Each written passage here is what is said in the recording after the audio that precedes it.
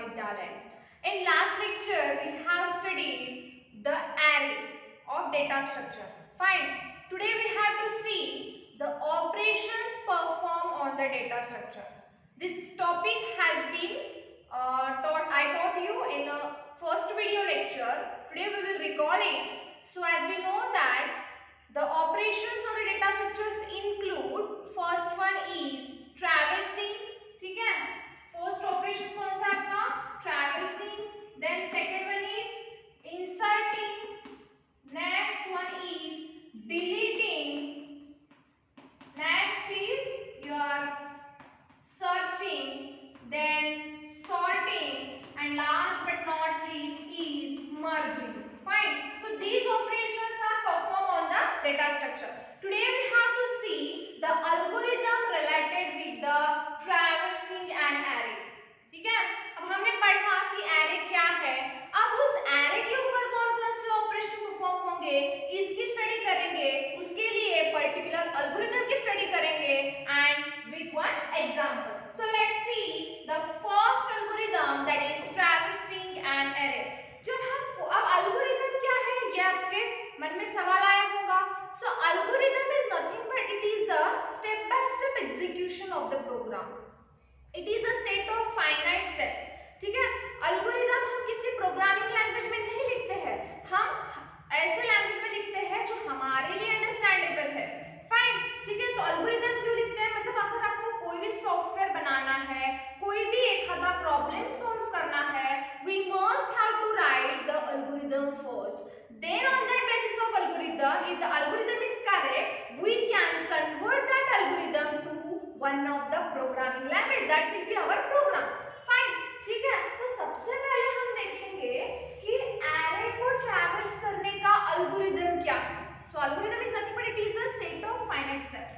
ठीक है, जो मतलब क्या है, एक आधे प्रोग्राम को एग्जीक्यूट करने के लिए लिखा जाता है. ठीक है, so let's see the algorithm for traversing an array. तो algorithm का नाम क्या है, the name of algorithm is traverse. उसके लिए हम लोगों ने दो पैरामीटर सेट किए हैं. First one is LA and second one is K. LA means it is nothing but the name of array. हमने हमारे array का नाम क्या लिया है, LA is nothing but linear array. ठीक है, उसके बाद K मतलब क्या है कि array के कौन से पोजीशन के एलिमेंट्स को आपको विजिट करना है. So K is nothing but it is the index of that array. ठीक है, उस array का जो कुछ भी इंडेक्स रहेगा उसे हम क्या बोलेंगे, K करके बोलेंगे. फाइन. So let's see. उसके बाद एल्गोरिथम का जैसे आपने नाम लिखा, उसके बाद आपको क्या लिखना है कि ये जो पैरामीटर्स दिए हैं या फिर एल्गोरिथम में आप जितने भी पैरामीटर्स यूज करने वाले हो उसका थोड़ा सा 1 और 2 लाइन में डिस्क्रिप्शन लिखना पड़ता है. तो हम लोगों ने क्या लिखा, देखो ये चीज कुछ रट्टा मारने की चीज नहीं है, आपको 1 बाय 1 उसको पॉइंट बाय पॉइंट लॉजिकली ध्यान में रखना है. ठीक है, तो हम क्या लिखने वाले हैं, एक लीनियर एरे लेंगे. समझ में आया, we will take one linear array. तो LA क्या है, it is nothing but the name of array. तो यहाँ पे मैंने क्या लिखा, देखो here LA is the linear array with क्या है उसको lower bound मतलब उसकी starting position और upper bound मतलब उसकी ending position. Lower bound is indicated by LB and upper bound is indicated by UB. ठीक है, तो उस array जब वहाँ जहाँ पे array आ गया वहाँ पे क्या आएगा आपका lower bound और upper bound भी आएगा. तो क्या लिखोगे आप, here LA is a linear array with a lower bound LB and upper bound UB.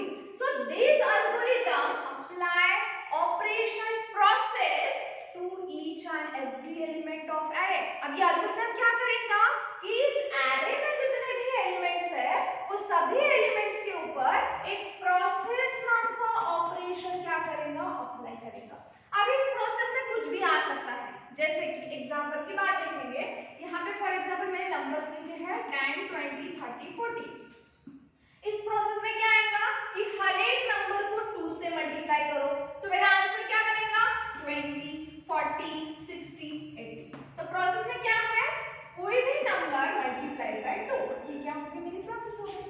या फिर दूसरा आप एग्जांपल ले सकते हो कि किसी भी नंबर में आपको 25 ऐड करना है.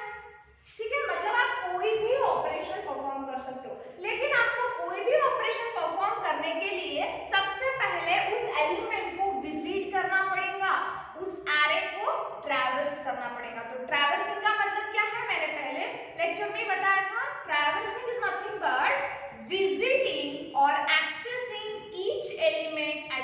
वंस।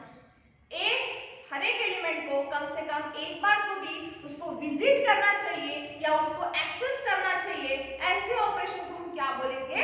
ट्रैवर्सिंग बोलेंगे। ठीक है, so let's see the example. हम एग्जांपल लेंगे और उसके बाद साइड बाय साइड एल्गोरिथम को भी समझेंगे, क्योंकि कोई भी एल्गोरिथम विदाउट एग्जांपल समझ में नहीं आता। ठीक है, तो अज्यूम करो ये हमारा एरे है। ठीक है, array is nothing but array. इस एरे में से हमारे नंबर्स है 10 25 35 and last one is your 50। ठीक है, अब क्या है, ये इसके इंडेक्स होंगे 0 से 1 से स्टार्ट करेंगे 1 2 3 and 4। These are nothing but what? Index of the array और we can say subscript of that array. अब इसका लोअर बाउंड क्या होगा? ये मतलब ये 1 क्या होगा उसका लोअर बाउंड, और उसके बाद 4 क्या होगा उसका upper bound. Clear with this? ठीक है, अब उसके बाद सबसे पहले स्टेप पे हम जाएंगे। पहले स्टेप में क्या लिखा है? Set k equals to lb। इसका मतलब क्या है? इक्वल्स टू कौन सा ऑपरेटर बेटा? Assignment operator. Assignment operator always acts from right to left, मतलब जो कुछ भी राइट साइड में वैल्यू होगी वो किसी लेफ्ट वेरिएबल को असाइन हो जाएगी। ठीक है, तो सबसे पहले आपने क्या लिखा है? k is equal to lb, मतलब lb में जो कुछ भी वैल्यू होगी वो कहां पे जाएंगी? k में। तो सबसे पहले स्टेप में क्या होगा? lb में क्या है? lb कंसिस्ट ऑफ 1, तो आपका k इज इक्वल टू क्या हो जाएगा? 1 हो जाएगा, क्योंकि आपने क्या लिखा? lb के जगह क्या आएगा? 1, तो 1 कहां किसको असाइन होगा? k को, मतलब आपकी k की भी वैल्यू क्या हो जाएगी? 1 हो जाएगी। ठीक है, नेक्स्ट सेकंड स्टेप क्या कहा है? रिपीट द स्टेप 3 to 4, मतलब ये वाली स्टेप और ये वाली स्टेप क्या करनी है आपको? रिपीट करनी। अब जहां पे रिपीट आया मतलब वहां पे क्या आया? इटरेशन आया, और इटरेशन आया तो क्या आया? वहां पे पक्का कोई ना कोई एक तो भी लूप होगा। कितने लूप है हमारे पास? For loop, while loop, do while loop. ठीक है, अब उसमें से एक लूप का होना तो पक्का है। ठीक है, तो यहाँ पे कौन सा लूप दिया है? देखो मैंने यहाँ पे लिखा व्हाइल। व्हाइल मतलब हम लोग व्हाइल लूप यूज करेंगे। व्हाइल लूप में कंडीशन क्या दी है? k less than equals to b, मतलब जब तक ये कंडीशन ट्रू है तब तक ये दोनों भी स्टेप क्या होंगे? रिपीट होंगे, और जैसे ही कंडीशन फॉल्स हो जाएंगी सीधा कंट्रोल आउट ऑफ लूप चला जाएगा। आउट ऑफ लूप मतलब कहां पे आएगा बेटा? स्टेप नंबर 5 पे। क्लियर?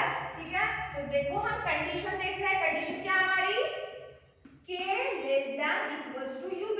अब ub में कौन सी वैल्यू है? 4, सो ub इक्वल्स टू 4, मतलब क्या होगा? अभी कंडीशन देखो, lb में क्या, k में क्या है? 1, सो क्या 1 लेस देन इक्वल्स टू 4 है क्या? Condition is true. ट्रू है तो क्या होगा? अंदर आएगा। अंदर आने के बाद यहाँ पे क्या लिखा है? उसको apply process to la of k। k में कौन सी वैल्यू है? 1, मतलब la ऑफ 1 में जो कुछ भी एलिमेंट है वो प्रोसेस हुआ, उसको हम लोगों ने एक्सेस किया, विजिट किया।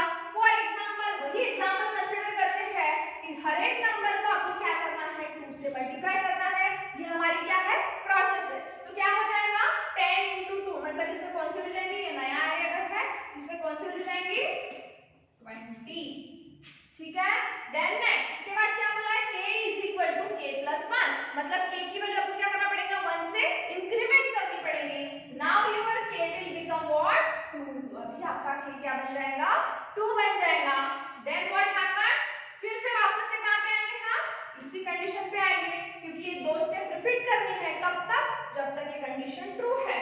सो लेट्स सी, क्या 2 लेस देन इक्वल्स टू 4 है? Condition is true. Then what happens? Apply process to la of k। k में कौन सी वैल्यू है? 2, तो la of 2।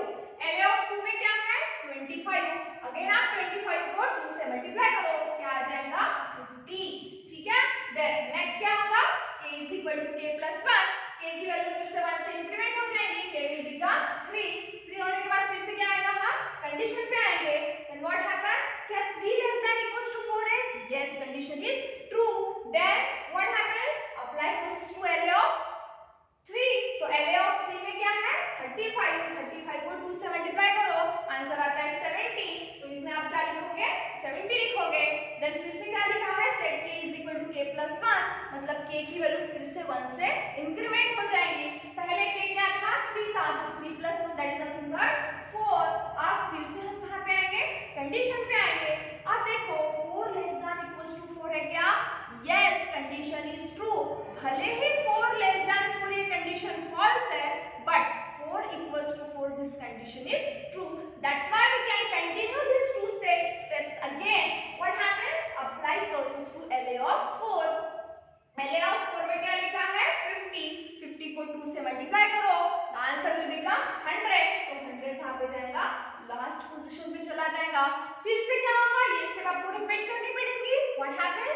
value of k will be incremented by 1. Now your k will become what?